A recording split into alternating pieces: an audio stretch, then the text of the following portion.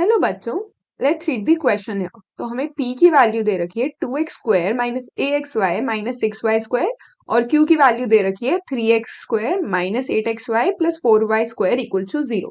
ठीक है, तो angle between the lines given by p is same as the angle between line given by q। तो अब हमें निकालना क्या है, हमें सिर्फ एक बेसिक एंगल निकालना है। ठीक है, तो एंगल निकालने के लिए हमें सबसे पहले क्या पता होना चाहिए, इसका जो बेसिक कॉन्सेप्ट है। अगर मैं बात करूं इस क्वेश्चन के बेसिक कॉन्सेप्ट की, तो उसका क्या कॉन्सेप्ट है कि एंगल बिटवीन दी लाइंस। ठीक है, यहां तक हो गया। अब अगर हमें इक्वेशंस दे रखी हैं लाइंस की, if line equations are given, if line equations are given in the form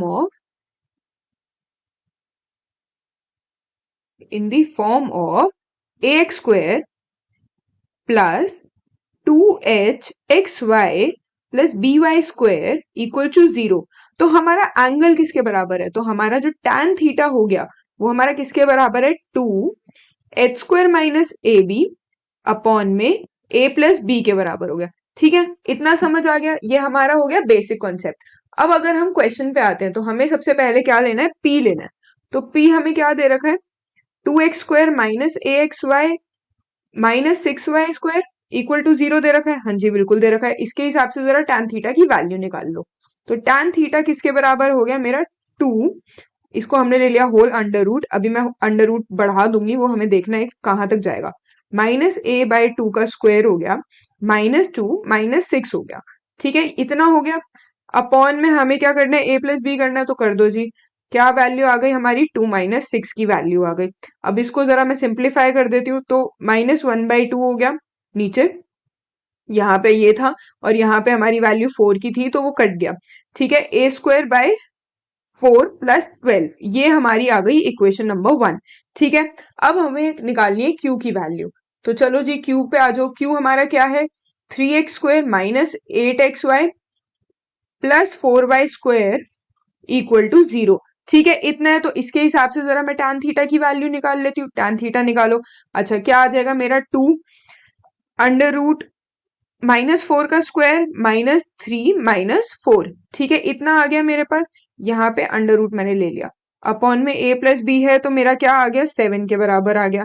अगर इसकी वैल्यू मैंने डायरेक्ट निकाल ली तो वो आ गई 2/7 under root 4 which is equal to 4/7। ठीक है, इसकी वैल्यू आ गई, ये हमारी हो गई इक्वेशन नंबर 2। इक्वेशन 2 कह लो या 2 की वैल्यू कह लो। तो अब हमने क्या करना है, इक्वेट करना है, हमें और कुछ तो करना नहीं। तो हम क्या करेंगे, इक्वेट करेंगे किसको, फर्स्ट और सेकंड को। तो हमें ऑलरेडी हमें पता है कि हमारा जो फर्स्ट है वो क्या है, -1/2 under root a square by 4 plus 12, ये किसके बराबर है मेरा, 4/7 के बराबर है। हाँ जी, बिल्कुल 4/7 के बराबर है। अब ले आओ जरा दोनों साइड पे, हमने स्क्वायरिंग कर दी, स्क्वायरिंग बोथ साइड्स किया। हाँ जी, कर दिया। अच्छा, अब इसके बाद क्या आ जाएगा, ये मेरा आ जाएगा 1/4 और यहाँ पे क्या आ जाएगी वैल्यू मेरे पास, ए स्क्वायर बाय 4 प्लस 12 आ जाएगी। ठीक है, अच्छा ये हमारा आ गया 16/49 के बराबर। मैं 4 उधर ले जाती हूँ तो मेरा ये क्या हो गया, ए स्क्वायर प्लस 4 प्लस 12 किसके बराबर आ गया, 64/49 के बराबर आ गया। ठीक है, अच्छा अब मैं जरा माइनस कर देती हूँ यहाँ पे, या एक काम करते हैं, हम जरा इसी को 48 ले लेते हैं और यहाँ पे होल 4 ले लेते हैं, ये बेटर ऑप्शन है। ठीक है, तो यहाँ क्या हो जाएगा मेरे पास, हमने ले लेना है 16 इंटू फोर अपॉन में 49 -48, जितना भी कर लें ये हमारा नेगेटिव में ही जाएगा। 49 मल्टीप्लाइड बाय 48 और 16, तो हमारे जो ए स्क्वायर की वैल्यू है वो क्या है, लेस देन 0 है। इसका मतलब नो रियल वैल्यू, राइट। अगर ए स्क्वायर हमारा माइनस मतलब लेस देन 0 है तो इसका मतलब रियल वैल्यू तो हो ही नहीं सकती।